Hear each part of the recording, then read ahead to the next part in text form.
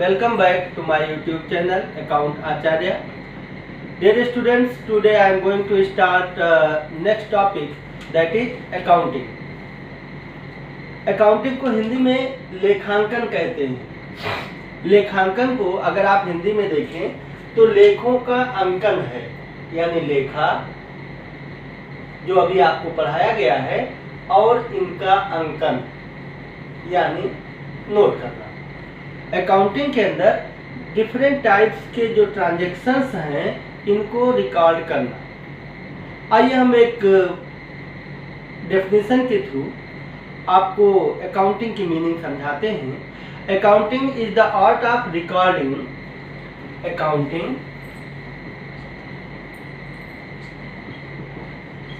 is the art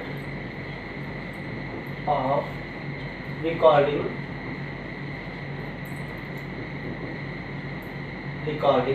classifying,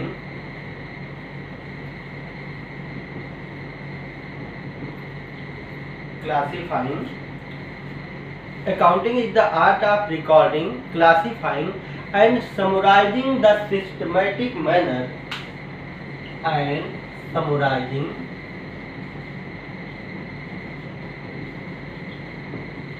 the systematic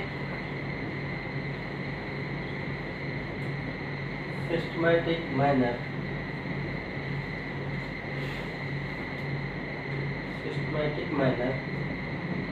देखिए, accounting is the art of recording. अभी आपको book keeping में हमने आपको पढ़ाया रिकॉर्डिंग द ट्रांजेक्शन। नेक्स्ट है क्लासिफाइंग, ये भी आपको बुक कीपिंग में लास्ट वीडियो में आपको पढ़ा चुका हूं। एंड थर्ड पॉइंट है समराइजिंग द ट्रांजेक्शंस को समराइज करना। And in the terms of money,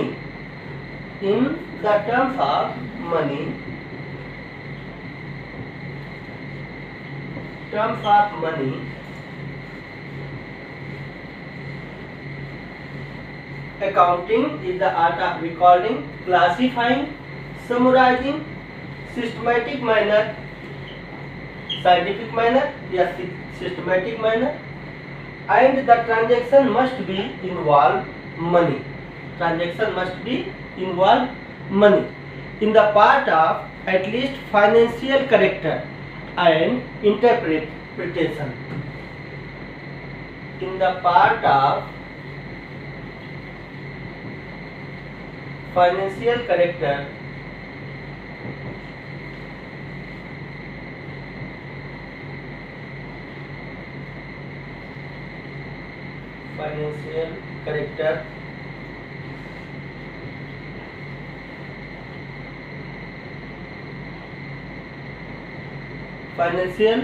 character and interpreting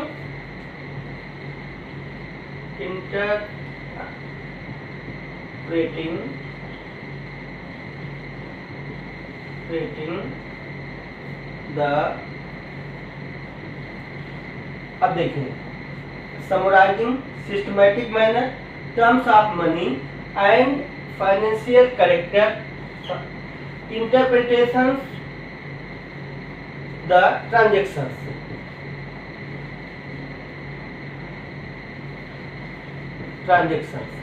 देखें, this definition was provided by American institute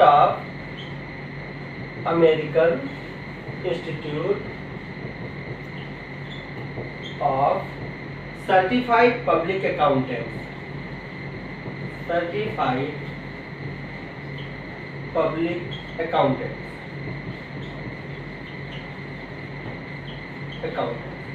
Now this definition was provided by the American Institute of Certified Public Accountants, that accounting is the art of recording, classifying, summarizing, systematic manner in the terms of money, financial character and interpreting the transactions देयरऑफ।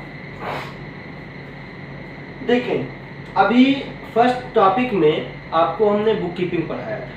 Out of this book keeping I have explained how the transactions are recorded and these transactions must be classified in different way, different books।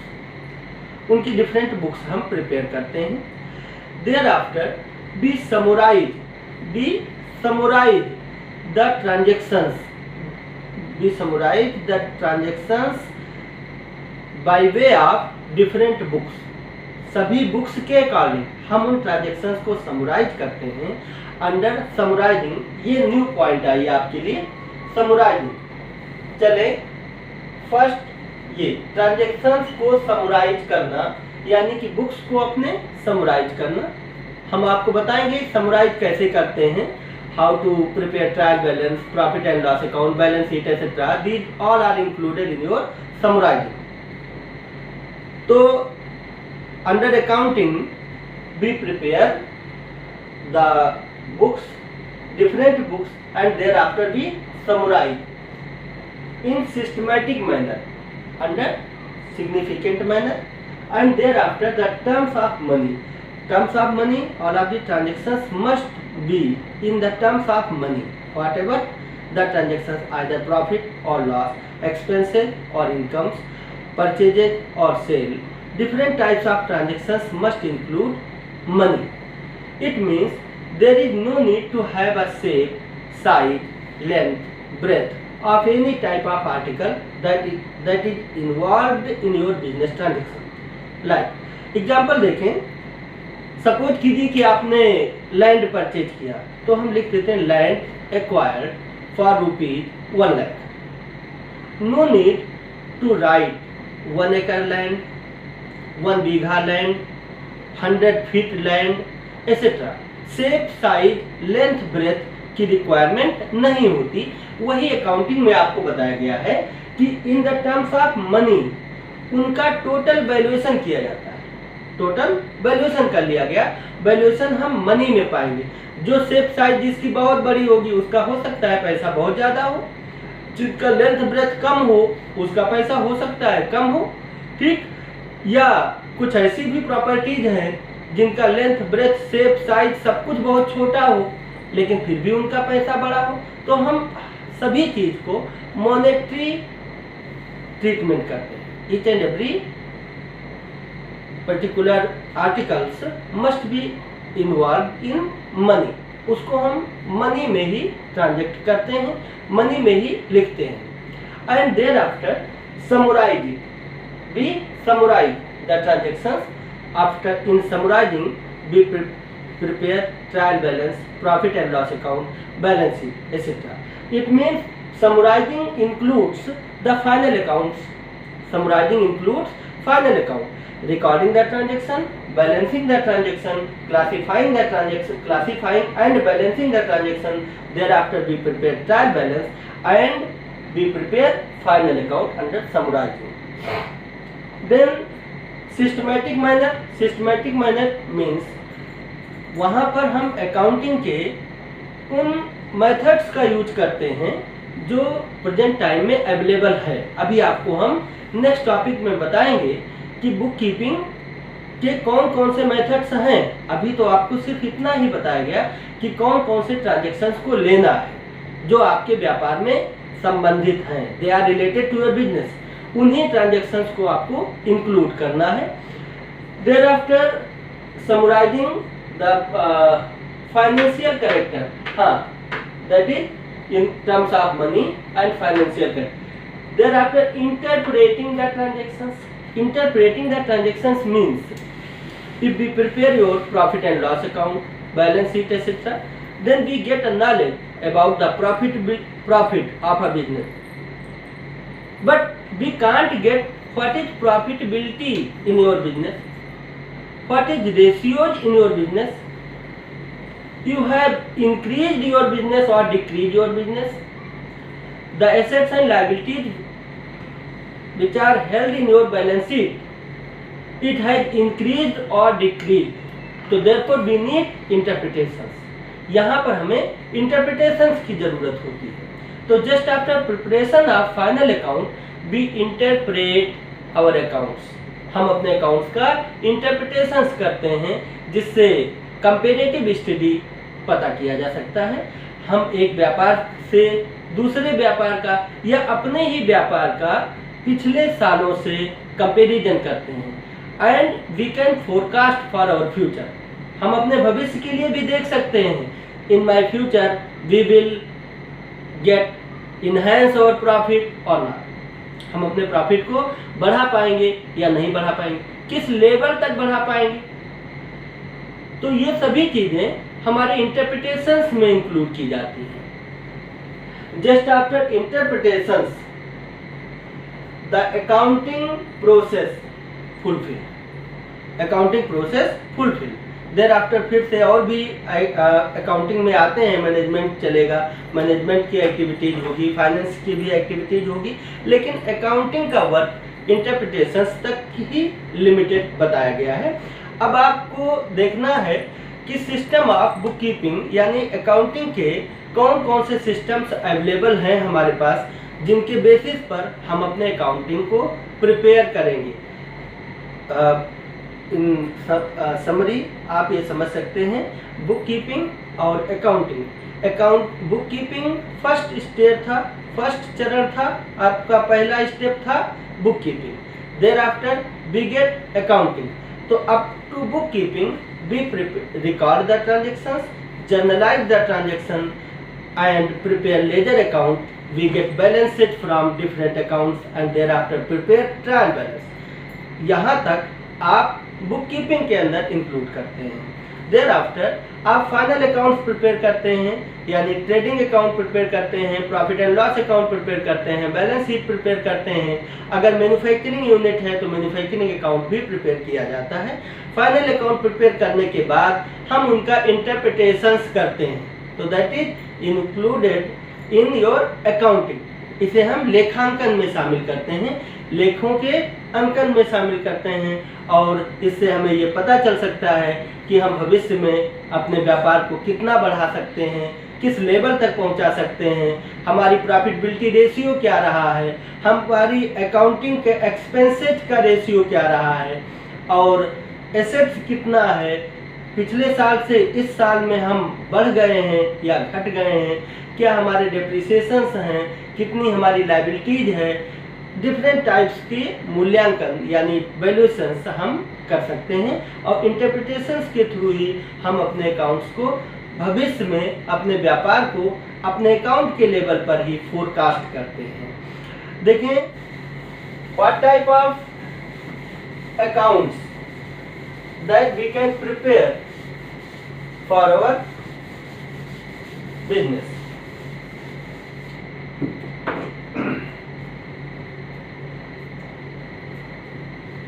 Account may be prepared by the two systems।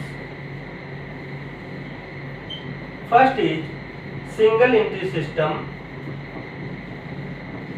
single entry system,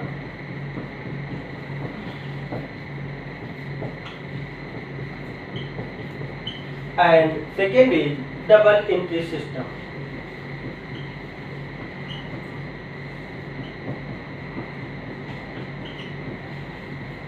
Double entry system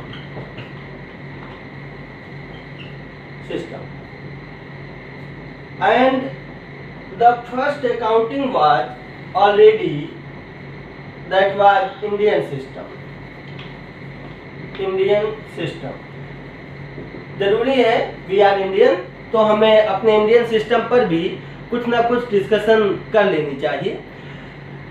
देखें nearly हमारे जो भी वेद हैं, पुराण हैं, और जो भी हमारे पास डिफरेंट बुक्स जो हमारे पास अवेलेबल हैं, आज अगर हम देखें तो कहा जाता है वो राजा थे,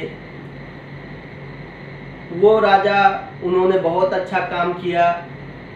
ठीक, कहीं ना कहीं हमें इस बात को सोचने को मजबूर कर देता है कि जब वो राजा थे तो उन्होंने अपने पीपल्स के लिए कुछ ना कुछ एक्टिविटीज जरूर किया होगा, तभी वो अच्छे राजा थे। तो उन्होंने अकाउंटिंग भी तो मेंटेन की होगी।